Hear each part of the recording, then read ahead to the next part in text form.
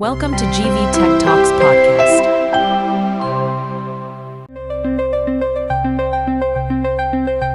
స్నానాల తొట్టి బయటకు పొర్లుతున్న నీళ్లు ఉన్నట్టుండి బయటకు దూకి సిరక్యూస్ వీధుల్లో నగ్నంగా పరుగెడుతూ యురేకా యురేకా అని అరుస్తున్న ఒక వ్యక్తి.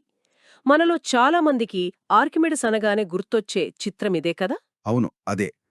కాని ఆ ఒక్క క్షణం వెనుక, ఆ కథ వెనుక ఉన్న అసలైన మనిషి ఎవరు? అదే నా ప్రశ్న కూడా.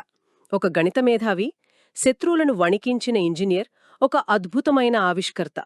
అతని జీవితం ఎంత నాటకీయంగా సాగిందో మనలో చాలా మందికి తెలీదు. ఖచ్చితంగా. ఈరోజు మనం ఆ యురేకా క్షణం అవతలికి వెళ్ళి అసలైన ఆర్కిమిడిస్ కథలోకి ఇంకాస్త లోతుగా వెళ్దాం. మన దగ్గర ప్లూటార్క్ వంటి ప్రాచీన చరిత్రకారుల రచనలున్నాయి. ఆర్కిమిడిస్ స్వయంగా రాసుకున్న గ్రంథాలు కూడా దొరికాయని విన్నాను. దొరికాయి, కాని ఎలా దొరికాయో తెలిస్తే ఆశ్చర్యపోతారు. అన్నింటికన్నా ముఖ్యంగా ఆ కాలపు రెండు అతిపెద్ద సామ్రాజ్యాలైన రోమ్ మరియు కార్తేజ్ మధ్య జరిగిన భీకర యుద్ధం నడుమ అతని కథ ఎలా విషాదాంతంగా ముగిసిందో కూడా చూద్దాం. అద్భుతం. అయితే మొదలు పెడదాం. ముందుగా అందరికీ తెలిసిన ఈ కథల వెనక ఉన్న నిజానిజాలను కాస్త తవ్వి తీద్దాం. సరే, ఆ యురేఖా కథతోనే మొదలు పెడదాం. సిరక్యూస్ రాజు హైరో II ఒక బంగారు కిరీటం చేయించుకున్నాడు. కాని దాని స్వచ్ఛతపై ఆయనకు అనుమానమొచ్చింది. అవును, అందులో వెండి కలిపారనిపించింది. కిరీటాన్ని కరిగించకుండా, పాడు చేయకుండా నిజాన్ని తేల్చమని ఆర్కిమిడిస్ను ఆదేశించాడు. అదొక పెద్ద సవాలు కదా ఆ రోజుల్లో. చాలా పెద్ద సవాలు. ఆర్కిమిడిస్ దీని గురించి రోజుల తరబడి ఆలోచిస్తూ ఒకరోజు అలసటగా స్నానాల తొట్టిలోకి దిగాడు. అతను లోపలికి వెళ్తున్న కొద్దీ నీరు బయటకు పొర్లడం గమనించాడు. అప్పుడు అతని మెదడులో ఒక మెరుపు మెరిసింది. ఆ ఆలోచన ఏంటంటే, ఒక వస్తువును నీటిలో ముంచినప్పుడు అది దాని ఘనపరిమాణానికి సమానమైన నీటిని స్థానభ్రంశం చేస్తుంది. సరిగ్గా అక్కడ్నుంచి అతను యురేకా అంటే నేను కనుగొన్నాను అని అరుస్తూ పరిగెట్టాడు. అవును, ఆ తర్వాత ప్రయోగం చేశాడు. కిరీటం బరువుకి సమానమైన స్వచ్ఛమైన బంగారాన్ని, అంతే బరువున్న వెండిని తీసుకున్నాడు.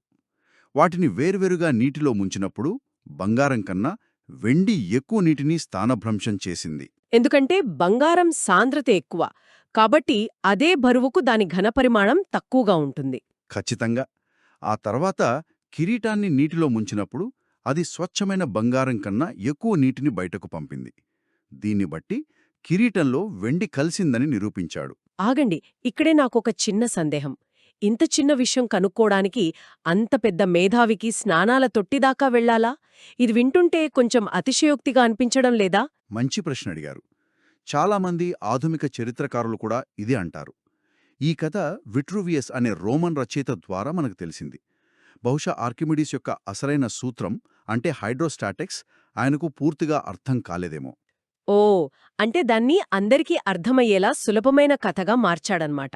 అవును, ఆర్కిమిడీస్ అసలు ఆవిష్కరణ కేవలం నీటి స్థానభ్రంశం కాదు, ఒక ద్రవంలో మునిగిన వస్తువుపై పనిచేసే తేలియాడే బలం, బాయింట్ ఫోర్స్ గురించి. అదే సూత్రం ఆధారంగానే ఇవాళ వేల టన్నుల బరువున్న ఓడలు సముద్రంలో తేలుతున్నాయి. ఆ సూత్రం కనుగొన్నందుకు యురేకా అని అరిస్తే అందులో అర్థముంది. అంటే సాధారణ విషయాల నుంచే అద్భుతమైన సూత్రాలను కనుగొనగలననే ఆత్మవిశ్వాసం అతనిలో బలంగా ఉండేది. బహుశా అందుకేనేమో నాకు నిలబడటానికి ఓ చోటు ఇవ్వండి, ఈ భూమిని కదిలిస్తాను అని ధైర్యంగా చెప్పగలిగాడు. అవును, ఆ వాక్యం అతని మీటకోల అంటే లీవర్ సూత్రం యొక్క శక్తిని తెలియచేస్తుంది. అది కేవలం మాటలకే పరిమితం కాలేదు. సిరాకుసియా అనే పెద్ద ఓడ కథేనా? అదే. రాజు హైరో కోసం ఒక భారీ నౌకను నిర్మించారు. అది ఎంత పెద్దదంటే దాన్ని ఒడ్డు నుండి సముద్రంలోకి జరపడం వందల మందికి కూడా సాధ్యం కాలేదు. అప్పుడు ఆర్కిమిడీస్ సంక్లిష్టమైన కప్పీల వ్యవస్థను ఉపయోగించి కేవలం తన ఒక్క చేతితో ఆ భారీ ఓడము అలవోకగా నీటిలోకి జరిపాడని ప్లూటార్క్ రాశాడు. అద్భుతం. ఇంతకీ ఆర్కిమిడీస్ ఎవరు, ఎక్కడినుంచి వచ్చాడు? అతని కాలం నాటి ప్రపంచం ఎలా ఉండేది? ఆర్కిమిడిస్ క్రీస్తుపూర్వం 287లో సిసిలీ ద్వీపంలోని సిరక్యూజ్లో జన్మించాడు. అదొక సంపన్నమైన గ్రీకు నగరం, వాణిజ్యానికి, సంస్కృతికి కేంద్రం. అతని తండ్రి కూడా శాస్త్రవేత్త అని విన్నాను. అవును, అతని తండ్రి ఫిడియాస్ ఒక ఖగోళ శాస్త్రవేత్త. అందుకే ఆర్కిమిడిస్కు చిన్నప్పటినుంచే విజ్ఞాన శాస్త్రంపై ఆసక్తి పెరిగింది. కాని అతను పుట్టిన సమయం చాలా సంక్లిష్టమైనది. మధ్యధరా సముద్రంపై ఆధిపత్యం కోసం రెండు మహాశక్తులు, రోమ్ మరియు కార్తేజ్. సరిగ్గా ఈ రెండింటి మధ్య నలిగిపోతున్న ఒక చిన్న రాజ్యమే సిరక్యూస్. ఈ రాజకీయ ఉద్రిక్తతే అతని జీవితాన్ని, చివరికి మరణాన్ని కూడా నిర్దేశించింది.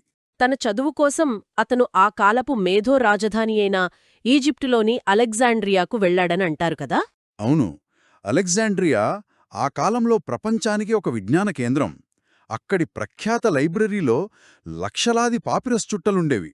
ఆర్కిమిడీస్ అక్కడ యూక్లిడ్ వంటి గొప్ప గణితవేత్తల వారసులతో కలిసి చదువుకున్నాడు. అక్కడే అతను తన మొదటి పెద్ద ఆవిష్కరణ చేశాడని అంటారు. నిజమే. ఈజిప్ట్లో నైలు నది నుండి పొలాలకు నీటిని పంపడానికి రైతులు పడుతున్న కష్టాన్ని చూసి అతను ఒక అద్భుతమైన పరికరాన్ని కనుగొన్నాడు. అదేనా ఆర్కిమిడిస్ స్క్రూ? అదే, చాలా సులభమైన కాని అత్యంత ప్రభావవంతమైన ఆవిష్కరణ. ఒక స్తూపాకార గొట్టంలో సర్పిలాకారంలో ఉన్న ఒక బ్లేడ్డును అమర్చి దాన్ని తిప్పినప్పుడు కిందున్న నీరు గురుత్వాకర్షణకు వ్యతిరేకంగా పైకి వెళ్తుంది. భలే ఉంది. 2000 సంవత్సరాలు గడిచినా ఈనాటికి కొన్ని ప్రాంతాలలో దాన్ని వాడుతున్నారంటే దాని రూపకల్పన ఎంత గొప్పదో అర్థమవుతోంది. అవును, ఆవిష్కరణలు ఎన్ని చేసినా ఆర్కిమిడీస్ తనను తాను ఎప్పుడూ ఒక గణిత శాస్త్రవేత్తగానే భావించుకున్నాడు. అతని గణిత విజయాలు ఏ స్థాయిలో ఉండేవి? అవి అసాధారణమైనవి. ఉదాహరణకు పై విలువను తీసుకోండి. మనందరికీ అది సుమారు 3.14 అని తెలుసు. కానీ ఆర్కిమిడీస్ కాలంలో దాన్ని అంత ఖచ్చితంగా లెక్కించడం అసాధ్యం. అతను బహుభుజులను ఉపయోగించి లెక్కించాడు కదా. అవును, అతనొక వృత్తం లోపల వెలుపల బహుభుజలను గీసి వాటి భుజాల సంఖ్యను పెంచుకుంటూ పోయాడు. అతను 96 భుజాలున్న బహుభుజి వరకు వెళ్లి పై విలువ 3.1408కి 3.1429కి మధ్య ఉంటుందని లెక్కించాడు.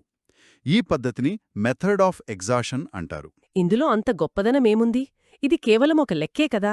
కాదు, ఇది కేవలం ఒక లెక్క కాదు, ఆలోచన విధానంలో వచ్చిన ఒక విప్లవం. ఆ కాలం గ్రీకులకు అనంతం అంటే ఒక అంతుచిక్కని భయపెట్టే విషయం. ఓ, అంటే దాన్ని లెక్కల్లోకి తీసుకురావడం అసాధ్యమనుకునేవారా? అవును, కాని ఆర్కిమిడీస్ ఈ పద్ధతి ద్వారా ఒక వక్రరేఖ ఉన్న వృత్తం యొక్క వైశాల్యాన్ని సరళరేఖలున్న బహుభుజులతో దాదాపుగా లెక్కించవచ్చని చూపించాడు. అంటే అనంతమైన చిన్న ముక్కలుగా విభజించి లెక్కించే ప్రక్రియకు పరోక్షంగా పునాది వేశాడు. అంటే ఆధునిక క్యాల్కులస్కు పునాది అన్నమాట. ఖచ్చితంగా. ఇదే ఆలోచన 2000 సంవత్సరాల తర్వాత న్యూటన్ మరియు లీబ్నీస్ కనుగొన్న క్యాల్కులస్కు ప్రాణం పోసింది. నమ్మశక్యంగా లేదు. అతను అత్యంత గర్వపడిన ఆవిష్కరణేదైనా ఉందా? ఉంది. అది ఒక గోళం యొక్క ఘనపరిమాణం దాని చుట్టూ సరిగ్గా సరిపోయే సిలిండర్ ఘనపరిమాణంలో 3/2 వంతులు ఉంటుందని నిరూపించడం. ఈ రేఖాగణిత సంబంధం అతనికి ఎంతగా నచ్చిందంటే తన సమాధిపై ఈ గోళం సిలిండర్ రేఖాచిత్రాన్ని చెక్కమని కోరాడు. ఒక యుద్ధయంత్రాన్నో స్క్రూనో కాదు, ఒక స్వచ్ఛమైన గణిత సూత్రాన్ని గుర్తుపెట్టుకోమన్నాడు. అద్భుతం. అంతేకాదు, ది శాండ్ రెకనర్ అనే తన రచనలో విశ్వాన్ని నింపడానికి ఎన్ని ఇసుకరేణువులు కావాలి అనే ఊహాజనిత ప్రశ్నను సంధించాడు. ఆ కాలంలో అంత పెద్ద సంఖ్యలను రాయడానికి ఒక పద్ధతి ఉండేదా? లేదు. అందుకే అతను ఏకంగా ఒక కొత్త సంఖ్యా వ్యవస్థను, ఈనాటి శాస్త్రీయ సంఖ్యామానంకు మూలం లాంటిదాన్ని సృష్టించాడు. అతను 10⁻63 అంటే 1063 వరకు లెక్కించాడు. ఇది కేవలం ఇసుకను లెక్కించడం కాదు, అప్పటి వరకు ఉన్న సంఖ్యావ్యవస్థ హద్దులను బద్దలు కొట్టడం. అంటే ఒక ఆలోచన కోసం ఏకంగా కొత్త గణితాన్నే సృష్టించాడన్నమాట. అంతేకాదు, తోటి గణితవేత్తలకు సవాలుగా ది కాటిల్ ప్రాబ్లం అనే ఒక పజిల్ ఇచ్చాడు. దాని సమాధానం ఎంత పెద్దదో తెలుసా? 2 లక్షల కంటే ఎక్కువ అంకెలుంటాయి. ఏంటి? 2 లక్షలకు పైగా అంకెలా? దాన్ని పరిష్కరించడానికి 1965లో ఆధునిక కంప్యూటర్లు అవసరమయ్యాయట. ఆ కాలంలో అలాంటి సమస్యను ఊహించడం కూడా గొప్ప విషయం. నిజమే. ఇంతటి మేధావి రచనలు మనకెలా అందాయి? పాపరస్ చుట్టలంతకాలం నిలవవు గదా. మీరు చాలా ముఖ్యమైన ప్రశ్న అడిగారు. నిజానికి అతని మేధస్సులో చాలా భాగం మనకు శాశ్వతంగా కోల్పోయే ప్రమాదం ఏర్పడింది. అతని రచనలు చాలా క్లిష్టంగా ఉండేవి. అంటే అతని కాలంలో కొద్దిమంది మాత్రమే వాటిని అర్థం చేసుకోగలిగేవారా? బహుశా. అందుకే అవి కాలక్రమేణా శిథిలమయ్యాయి. కాని అతని కథలో ఒక అద్భుతమైన మలుపు ఉంది. 10వ శతాబ్దంలో కాన్స్టాంటినోపుల్లో ఒక రచయిత ఆర్కిమిడిస్ 7 గ్రంథాలను మరింత మన్నికైన పార్చ్మెంట్ పైకి కాపీ చేశాడు. అదృష్టం. కాని 13వ శతాబ్దంలో ఒక సన్యాసికి ప్రార్థనలు రాసుకోవడానికి ఖరీదైన కొత్త పార్చ్మెంట్ దొరకలేదు. అతను ఈ ఆర్కిమిడిస్ గ్రంథం ఉన్న పార్చ్మెంట్ను తీసుకొని అయ్యో, దానిపై ఉన్న అక్షరాలను గీకేశాడా? అవును. సిరాను కడికేసి అదే పార్చ్మెంటుపై ఒక ప్రార్థన పుస్తకాన్ని రాశాడు. ఈ విధంగా తిరిగి వ్రాసిన పుస్తకాన్ని పాలింసెస్ట్ అంటారు. అంటే ఒక అమూల్యమైన విజ్ఞాన సంపదను ఒక ప్రార్థనా పుస్తకం కింద సమాధి చేశాడనమాట. అవును, కాని కథ ఇక్కడతో ముగియలేదు. 1906లో జోహాన్ హీబర్గ్ అనే పండితుడు కాన్స్టాంటినోపుల్లోని ఒక లైబ్రరీలో ఈ ప్రార్థనా పుస్తకాన్ని చూశాడు. ప్రార్థనల కింద మసకగా పాత గ్రీకు అక్షరాలు కనిపించడంతో అవి ఆర్కిమిడిస్ రచనలని గుర్తించాడా? గుర్తించాడు. చివరకు 1998లో ఒక అజ్ఞాత వ్యక్తి దీన్ని వేలంలో 2 మిలియన్లకు కొనుగోలు చేసి బాల్టిమోర్లోని వాల్టర్స్ ఆర్ట్ మ్యూజియానికి అప్పగించాడు. అక్కడ ఆధునిక ఎక్స్రే టెక్నాలజీతో ఆ చెరిపేసిన రచనలను తిరిగి చదవగలిగారు. అదొక అద్భుతమైన డిటెక్టివ్ కథలా ఉంది. ఇక అతని జీవితంలోని చివరి అత్యంత నాటకీయమైన భాగానికి వద్దాం. అతని మేధస్సు యుద్ధరంగంలోకి ఎలా మళ్లించబడింది? తన జీవిత చరమాంకంలో ఆర్కిమిడీస్కు ఇష్టం లేకపోయినా యుద్ధంలో పాలపంచుకోవాల్సి వచ్చింది. సిరక్యూస్ చాలా కాలం రోమ్కు మిత్రపక్షంగా ఉంది. కాని రాజు హైరోం మరణం తర్వాత అతని మనవడు కార్థేజ్తో చేతులు కలిపాడు. ఇది రోమ్కు తీవ్రమైన ఆగ్రహం తెప్పించుంటుంది. అవును, వెంటనే రోమన్ జనరల్ మార్సలస్ తన సైన్యంతో సిరక్యూస్ను ముట్టడించాడు. 5 రోజుల్లో నగరాన్ని స్వాధీనం చేసుకుంటామని ధీమాతో ఉన్నారు. కాని వారు ఆర్కిమిడీస్ అనే ఒకే ఒక్క వ్యక్తిని తక్కువ అంచనా వేశారు. ఆ యుద్ధయంత్రాలు అవి నిజంగా అంత ప్రభావవంతంగా ఉన్నాయా? అవి రోమన్ సైనికులకు ఎఫ్యాల్టీస్ చూపించాయి. అతను వేరువేరు దూరాలలోని శత్రునౌకలను లక్ష్యంగా చేసుకుని రాళ్లను విసిరే క్యాటపుల్టును నిర్మించాడు. కాని అన్నింటికన్నా భయంకరమైనది ఆర్కిమిడీస్ క్లా. ఆర్కిమిడీస్ పంజా. ఇది వింటుంటే ఏదో సినిమా సీన్లా ఉంది. నిజంగా అంత పెద్ద ఓడను ఒక యంత్రం పైకెత్తగలదా? మీ సందేహం సరైనదే. అది ఒక పెద్ద క్రేన్ లాంటి యంత్రం. నగర గోడల వెనుక దాగి ఉండి రోమన్ ఓడలు దగ్గరకు రాగానే దానికున్న కొక్కెం ఓడను పట్టుకుని పైకెత్తేసేది. తరువాత దాన్ని నీళ్లలో ముంచడమో బండరాళ్లకు కొట్టి ముక్కలు చేయడమో చేసేది. అవును, రోమన్ సైనికులు తాము మనుషులతో కాదు దేవుళ్లతో పోరాడుతున్నామని భయపడిపోయారని ప్లూటార్క్ రాశాడు. నగర గోడలమీద ఒక చిన్న తాడు కదిలినా అదిగో ఆర్కిమిడీస్ యంత్రం అని భయంతో పారిపోయేవారట. ఇక అద్దాలను ఉపయోగించి రోమన్ ఓడలను తగలబెట్టాడనే డెత్ రే కథ కూడా ఉంది కదా, దీనిలో నిజమెంత? ఇది చాలా వివాదాస్పదమైన విషయం. ఆర్కిమిడీస్ చనిపోయిన కొన్ని శతాబ్దాల తర్వాత ల్యూసియాన్ అనే రచయిత దీని గురించి ప్రస్తావించాడు. ఆధునిక ప్రయోగాలు మిశ్రమ ఫలితాలనిచ్చాయి. అంటే ఆచరణలో కష్టమని తేల్చారా? అవును, బహుశా అతను పాలిష్ చేసిన కంచు కవచాలను ఉపయోగించి సూర్యరశ్మిని సైనికుల కళ్లలో ప్రతిబింబింపజేసి వారిని అయోమయానికి గురిచేసి ఉండవచ్చు. అది మరింత వాస్తవికంగా అనిపిస్తుంది. ఇన్ని అద్భుతమైన రక్షణ యంత్రాలున్నా చివరికి సిరక్యూస్ ఓడిపోయింది. అవును, సుమారు 2 సంవత్సరాల ముట్టడి తర్వాత క్రీస్తుపూర్వం 212లో రోమన్లు నగరంలోకి ప్రవేశించారు. నగరం పడిపోయినప్పుడు ఆర్కిమిడీస్ తన ఆలోచనల్లో మునిగిపోయున్నాడు. ఇసుకలో రేఖాచిత్రాలు గీస్తూ ఒక గణిత సమస్యను పరిష్కరించడంలో నిమగ్నమై ఉన్నాడు. అప్పుడే ఆ విషాదం జరిగిందా? అవును, ఒక రోమన్ సైనికుడు అతని దగ్గరికొచ్చి జనరల్ మార్సెలస్ ముందు హాజరు కావాలని ఆదేశించాడు. కాని సమస్యలో పూర్తిగా లీనమైపోయిన 75 ఏళ్ల ఆర్కిమిడీస్ నా వృత్తాలను కదిలించవద్దు అని అన్నాడట. దీంతో ఆ సైనికుడు కోపంతో తన ఆజ్ఞను ధిక్కరించాడని భావించి కత్తి దూసి అతన్ని అక్కడికక్కడే చంపేశాడు. ఎంత దారుణం! జనరల్ మార్సలెస్ ఆర్కిమిడీస్ను ప్రాణాలతో విడిచిపెట్టమని ప్రత్యేకంగా ఆదేశించాడని కూడా అంటారు కదా? అవును, ఆర్కిమిడీస్ మేధస్సు రోమ్కు ఎంతగానో ఉపయోగపడుతుందని మార్సెలస్ భావించాడు. అతని మరణవార్త విని చాలా బాధపడ్డాడు. అతని చివరి కోరిక మేరకు సమాధిపై ఆ గోళం సిలిండర్ రేఖాచిత్రాన్ని చెక్కించాడు. ఆ తర్వాత సమాధి ఏమైంది? విషాదమేంటంటే తన సొంత నగరమే అతన్ని దాదాపుగా మర్చిపోయింది. సుమారు 137 సంవత్సరాల తర్వాత సీసిరో అనే ప్రఖ్యాత రోమన్ వక్త ఆ సమాధి కోసం వెతికాడు. చివరికి ఒక పాట గేటు దగ్గర పొదలతో కప్పబడి పూర్తిగా నిర్లక్ష్యం చేయబడిన స్థితిలో దాన్ని కనుగొన్నాడు.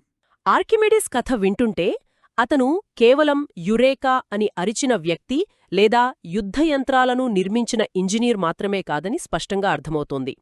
అతను గెలీలియో, న్యూటన్ వచ్చే వరకు దాదాపు 2000 సంవత్సరాల పాటు ఎవ్వరూ అధిగమించలేని ఒక అద్భుతమైన గణిత మేధావి. ఖచ్చితంగా అతని కథ ముఖ్యంగా ఆ పాలింసెస్ట్ ద్వారా అతని రచనలు తిరిగి దొరికిన విధానం మనకొక ముఖ్యమైన విషయాన్ని గుర్తుచేస్తోంది. ప్రాచీన ప్రపంచం యొక్క మేధో సంపద ఎంత సులభంగా, ఎంత అనుకోకుండా కనుమరుగైపోగలదో అది మనకు చెబుతోంది. నిజమే. ఆ సన్యాసికి వేరే పార్చ్మెంట్ దొరికి ఉంటే, లేదా హీబర్గ్ ఆ పుస్తకాన్ని గమనించకపోయి ఉంటే, ఆర్కిమిడీస్ మేధస్సులో ఒక ముఖ్యమైన భాగం మనకు ఎప్పటికీ తెలిసి ఉండేది కాదు. అవును. ఇది మనకు ఒక ఆలోచనను మిగిల్చి వెళ్తోంది. ఆర్కిమిడిస్ లాంటి ఎందరో ప్రాచీన మేధావుల ఆవిష్కరణలు వారి పాలింసిస్ట్ ఎప్పటికీ కనుగొనబడనందున మనకు తెలియకుండానే కాలగర్భంలో కలిసిపోయి ఉండవచ్చా? ఒక మేధావి తన మేధస్సును స్వచ్ఛమైన జ్ఞానాన్వేషణకు ఉపయోగించడానికి, యుద్ధం వంటి వాస్తవిక అవసరాలకు వాడటానికి మధ్య అతను ఎదుర్కొన్న సంఘర్షణ ఈనాటికీ శాస్త్రవేత్తలు ఎదుర్కొంటున్నదే కదా. దీని గురించి ఆలోచించండి.